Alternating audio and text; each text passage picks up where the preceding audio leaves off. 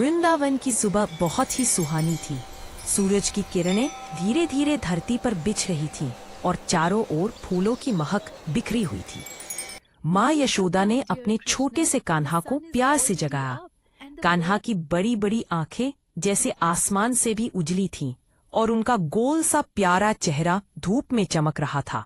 होठों पर शरारती मुस्कान थी, जैसे किसी नए खेल का इंतजार कर रहे हो। आज का दिन खास था, कान्हा का पहला स्कूल का दिन। माँ यशोदा ने उन्हें पीले कपड़े पहनाए जो उनके नन्हे से शरीर पर और भी खिल उठे थे।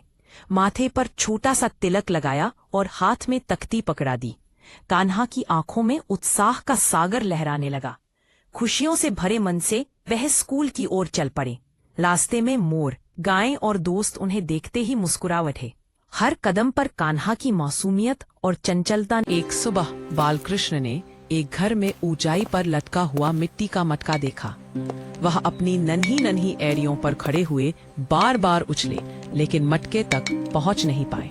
उनकी आंखों में हल्के हल्के आंसू आ गए। लालच के कारण नहीं, बल्कि इसलिए कि वह मक्खन अपने दोस्तों के साथ बांटना चाहते थे। धीरे धीरे कृष्ण ने एक छोटी सी लकड़ी की पाटी खींची, संभल संभल कर उस पर चढ़े और मटके में अपना नन्हा सा हाथ डाल दिया। मक्खन उनके चेहरे, बालों और कपड़ों पर लग गया।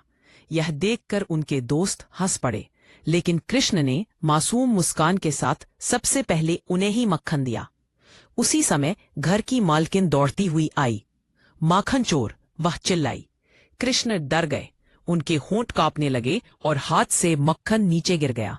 आंसू भरी आंखों से उन्होंने धीरे से कहा, मैं तो सबको खुश करना चाहता था, अकेले थोड़ी खाना था। यह सुनते ही उस स्त्री का दिल पिघल गया। उसका सारा गुस्सा गायब हो गया। उसने कृष्ण के आंसू पोंछे और प्यार से कहा, तू चोर नहीं है, तू तो प्रेम है। कृष्ण फिर से मुस्कुरा उठे, उसके पैरों से लिपट गए और सांझ का समय था। गोकुल की गली में नन्हे कृष्ण धीरे धीरे चल रहे थे। रास्ते में उन्होंने एक छोटा बछड़ा देखा जो कांप रहा था और मां को पुकार रहा था। कृष्ण बैठ गए, अपने नन्हे हाथों से उसे सहलाया। बछड़ा शांत हो गया। कृष्ण की आंखों में आंसू आ गए। उन्होंने पास से एक सूखा पत्ता उठाया और बोले, मैया कहती है, जो टूटा होता है उसे सहारे की जरूरत होती है। कृष्ण बछड़े को उसकी मां तक ले गए। मां बछड़े को पाकर रो पड़ी। कृष्ण मुस्कुराए, पर उनकी आंखें नम थीं। पार्ट 2 देखने के लिए सब्सक्राइब कीजिए।